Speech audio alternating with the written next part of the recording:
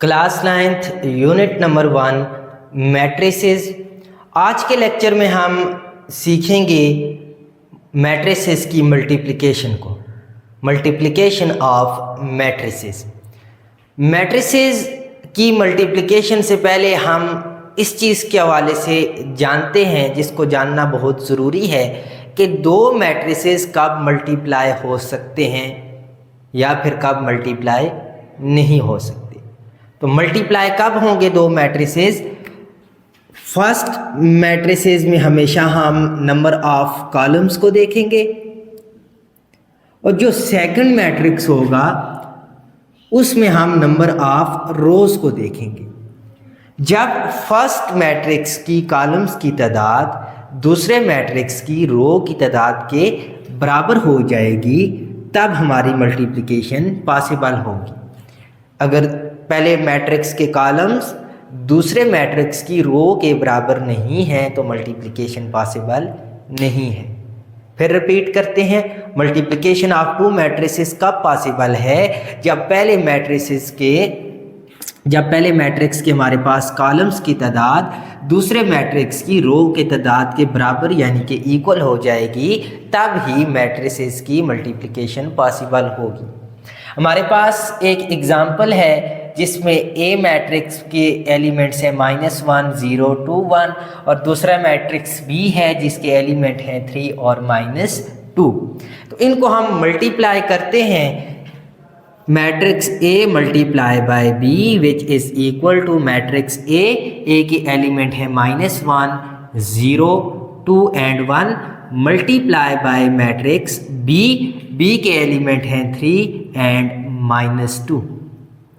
तो अब हम इनको मल्टीप्लाई करने से पहले देख लेते हैं कि इनकी मल्टीप्लिकेशन पॉसिबल है भी या नहीं। तो जो पहला मैट्रिक्स यानी कि यहाँ पे ए है उसमें हम देखेंगे नंबर ऑफ कॉलम्स को। तो यहाँ पे कॉलम्स को देखें तो कॉलम 1 एंड कॉलम 2। पहले मैट्रिक्स में यहाँ हमारे पास नंबर ऑफ कॉलम्स कितने हैं? 2 हैं। और जो मैट्रिक्स बी है हमारे पास दूसरा मैट्रिक्स, उसमें हम नंबर ऑफ रोज को देखेंगे। तो यहाँ पे अगर हम देखें रो 1 एंड रो 2 यानी कि दूसरे मैट्रिक्स में हमारे पास नंबर ऑफ रोज भी कितनी है? 2 है। तो पहले मैट्रिक्स के जो नंबर ऑफ कॉलम्स हैं वो इक्वल हो गए हैं दूसरे मैट्रिक्स के नंबर ऑफ रोज के। तो यहाँ पे मल्टीप्लिकेशन पॉसिबल है। अब हम इन्हें मल्टीप्लाई करते हैं, मैट्रिक्स ए और बी को मल्टीप्लाई कैसे करेंगे इस चीज को देखना है। मल्टीप्लाई का उसूल ये है, जो हमारे पास पहले मैट्रिक्स की रो होगी, रो को मल्टीप्लाई करेंगे कॉलम के साथ। फिर से रिपीट करते हैं, मल्टीप्लाई में क्या करेंगे? पहले मैट्रिक्स की पहली रो लेंगे, उसको मल्टीप्लाई करेंगे दूसरे मैट्रिक्स के कॉलम के साथ, और पहला एलिमेंट पहले एलिमेंट से मल्टीप्लाई होगा और दूसरा एलिमेंट दूसरे एलिमेंट से मल्टीप्लाई होगा। इसी तरह अगर हमारे पास और एलिमेंट मौजूद हैं रो और कॉलम में तो उनको भी मल्टीप्लाई करेंगे, और मल्टीप्लाई करने के साथ साथ जो हमारे पास एलिमेंट्स मल्टीप्लाई हो रहे होंगे उनको साथ ऐड करते जाएंगे रो कॉलम की। देखते हैं, यहाँ पे रो हमारे पास है -1, 0 और यहाँ पे कॉलम है 3 और -2। रो का पहला एलिमेंट कॉलम के पहले एलिमेंट से मल्टीप्लाई होगा। पहला एलिमेंट पहले कॉलम में रो का है -1 मल्टीप्लाई हो जाएगा दूसरे मैट्रिक्स के कॉलम के पहले एलिमेंट से, यहाँ पे है 3। फिर इनको प्लस करेंगे और दूसरा एलिमेंट लेंगे पहली रो का पहले मैट्रिक्स से, और फिर दूसरे मैट्रिक्स से कॉलम का जो दूसरा एलिमेंट है उसको लेंगे। यहाँ 0 है दूसरा एलिमेंट, मल्टीप्लाई बाय यहाँ दूसरा एलिमेंट है -2, और जो मल्टीप्लिकेशन होगी एलिमेंट्स की उनके दरमियान हम एडिशन करते जाएंगे। और यहाँ पे पहली रो का काम हमने कर दिया। अब दूसरे रो में हमारे पास जो एलिमेंट है वो है 2 और 1। तो पहला एलिमेंट 2 है, पहली रो में काम होगा। अब नई रो आ गई है तो हम नई रो में चले जाएंगे। नई रो, दूसरी रो का पहला एलिमेंट 2 मल्टीप्लाई बाय कॉलम का पहला एलिमेंट 3 प्लस दूसरा एलिमेंट 1 मल्टीप्लाई बाय कॉलम का दूसरा element -2 which is equal to -1 multiply by 3 1 is 3 और साथ में साइन है माइनस का, plus minus minus, plus 0 multiply by 2, 0 से कोई भी चीज़ मल्टीप्लाई होगी तो हमें 0 ही मिलेगा। Next 2 multiply by 3 6 plus 1 multiply by 2 2 1 is 2 और यहाँ माइनस है और 1 के साथ प्लस है, plus minus minus which is equal to -3 plus 0, 0 में कोई चीज़ ऐड हो या सब्ट्रैक्ट हो तो कोई फ़र्क नहीं पड़ता, -3 जो का तू ही रहेगा और यहाँ पे 6 प्लस माइनस माइनस और आगे है 2 विच इज़ इक्वल टू -3 और 6 माइनस 2 4। ये हमारे पास मैट्रिसेस की मल्टीप्लिकेशन होगी। मल्टीप्लिकेशन का क्या रूल है? पहले मैट्रिक्स की हम रो लेंगे और दूसरे मैट्रिक्स का कॉलम लेंगे, फिर पहला जो एलिमेंट होगा रो का उसको मल्टीप्लाई करेंगे पहले एलिमेंट ऑफ कॉलम से, फिर एडिशन करेंगे और फिर दूसरा एलिमेंट मल्टीप्लाई करेंगे रो का दूसरे मैट्रिक्स के जो कॉलम का दूसरा एलिमेंट होगा। इसी तरह से आगे मज़ीद एलिमेंट्स हों तो मज़ीद हम उनको मल्टीप्लाई करते जाएंगे। मज़ीद हम एक ऐसी एग्ज़ाम्पल ले लेते हैं जहाँ पे हम इस चीज़ को समझेंगे कि कब मल्टीप्लिकेशन पॉसिबल नहीं है। लेट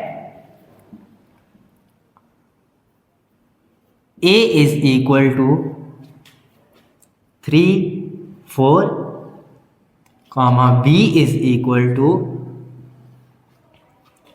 7 0 -1 3। मल्टीप्लिकेशन का जो पहला उसूल है कि हम देखते हैं कि आया दो मैट्रिसेस मल्टीप्लाई हो भी सकते हैं या नहीं। तो उनके लिए हमने कहा था पहले मैट्रिक्स में हम कॉलम्स की तादाद को देखेंगे। यहाँ जो पहला मैट्रिक्स ए है उसमें हमारे पास कॉलम्स कितने हैं? एक ही है। और दूसरे मैट्रिक्स की हम रोज़ की तादाद को देखेंगे। यहाँ पे रो 1 और रो 2। पहले मैट्रिक्स में हमारे पास कॉलम एक ही है, जबकि दूसरे मैट्रिक्स में हमारे पास रोज़ की तादाद कितनी है? 2 है, जो कि इक्वल नहीं है। तो हमने कहा था मल्टीप्लिकेशन तब ही पॉसिबल हो सकती है जब पहले मैट्रिक्स में कॉलम्स की तादाद दूसरे मैट्रिक्स की रो के तादाद के बराबर हो जाए, जबकि यहाँ ऐसा नहीं है। पहले मैट्रिक्स में कॉलम एक है और दूसरे मैट्रिक्स में रो की तादाद हमारे पास 2 है, तो यहाँ पे मल्टीप्लिकेशन पॉसिबल नहीं है।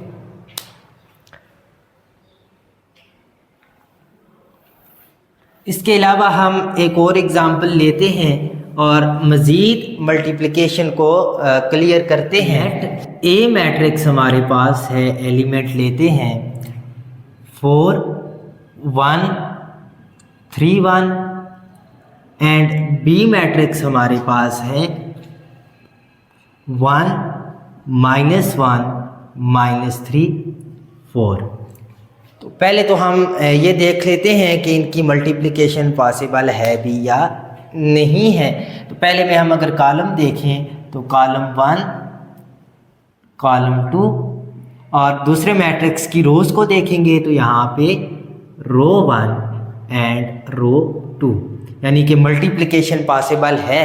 पहले मैट्रिक्स में 2 कॉलम्स हैं और दूसरे मैट्रिक्स में हमारे पास 2 रोज़ हैं। कॉलम्स की तादाद और रो की तादाद हमारे पास इक्वल है, तो इनको मल्टीप्लाई कर सकते हैं। मल्टीप्लिकेशन देखते हैं। a multiply by b is equal to matrix A हमारे पास है 4 1 3 1 मल्टीप्लाई बाय b मैट्रिक्स हमारे पास है 1 -1 -3 4।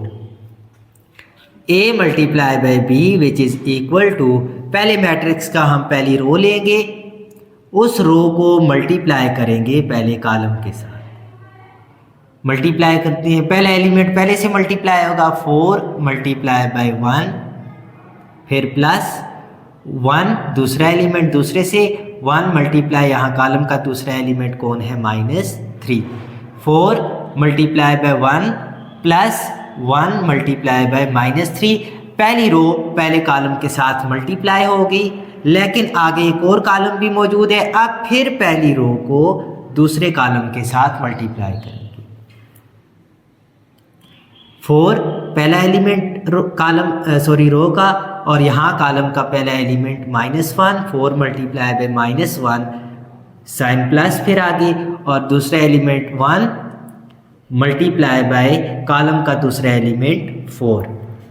क्लियर हो गया यहाँ तक? आगे कोई भी मज़ीद कॉलम नहीं है तो रो को हम मल्टीप्लाई नहीं करेंगे। अब आ जाएंगे दूसरी रो पे। अब दूसरी रो पे आ गए हैं तो यहाँ पे हम दूसरी रो में चले जाएंगे। दूसरी रो मल्टीप्लाई करेंगे पहले कॉलम से, पहला एलिमेंट रो का 3 और कॉलम का पहला एलिमेंट 1, 3 मल्टीप्लाई बाय 1 और फिर प्लस दूसरा एलिमेंट रो का 1 मल्टीप्लाई कॉलम के एलिमेंट से -3।